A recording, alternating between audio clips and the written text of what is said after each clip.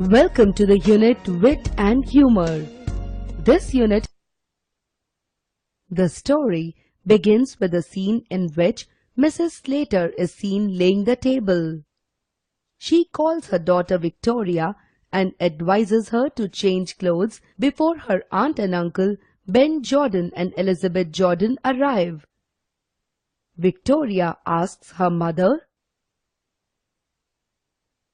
"What are they coming for now?"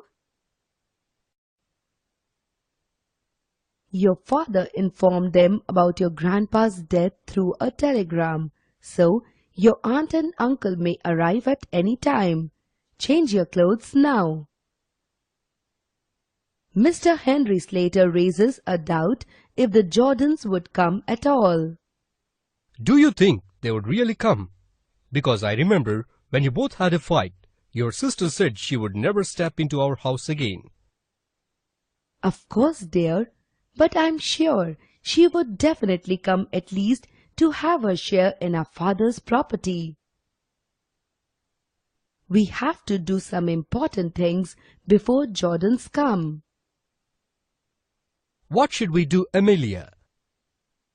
"First, you take these new slippers of my father, as your old slippers are almost worn out. And let us bring that beautiful bureau down and place our old bureau in my father's room." "But what if your sister recognizes that we have taken these things?" "Don't worry, dear. She has never seen this bureau before in father's room." Henry's daughter, who listens to this idea, asks her father, "Father, do you mean we are going to steal Grandpa's bureau?" "No, my dear Victoria. Actually, your grandpa has gifted it to your mother before he died. So don't think we are stealing it. And don't say this to anybody." Mr. Henry thinks. Victoria is good enough to understand the things clearly. Better to be careful while discussing anything in front of her. Meanwhile, Amelia brings down her father's old beautiful clock down and places on the mantelpiece.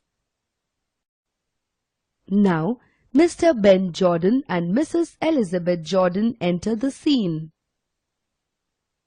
"Well, Amelia, he has gone at last." "Yes, sister. Father was doing well this morning. He had breakfast and went out for some time, maybe to pay his insurance. I have seen him snug in bed and take rest after his return. In the evening, when I took dinner to him, he was still on the bed. When I tried to wake him up, he did not respond and was quite cold." Amelia, don't worry. Control yourself. In fact, we all have got to die sometime or other. He really did a great thing by paying his insurance premium." "But, Mother, I don't think Grandpa went to pay his insurance this morning. Actually, he met Mr. Tattersall down the street and they went off past St. Philip's Church." Listening to Victoria's words, the annoyed Ben Jordan says, "The drunken old beggar." "I'm sure that old man intentionally not paid the insurance amount." "Even I think so. I have done a great service to the old man when he was at our house for 3 years. He did not show even that gratitude." And they all have tea for some time. Then Mr. Slater says, "I think now we better make a list of all the valuables of the old man and decide who takes what." "That is indeed a good idea. But before that, I want to add one thing. Father has gifted his golden watch to our Jimmy when he was at our house. He was really fond of Jimmy." "Then first, let us see what are the things the old men possess.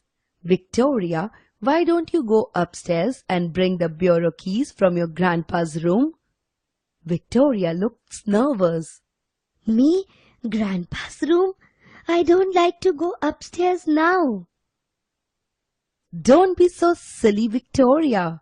There is no one upstairs to hurt you.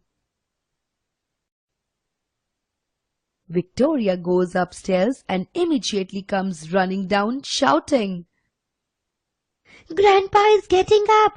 Grandpa is getting up! Everyone in the hall looks shocked to hear her shouts. Suddenly, the door opens and the old Abel Merriweather comes out in his faded gay dressing gown. His bright, malicious eyes are twinkling under his heavy reddish-grey eyebrows.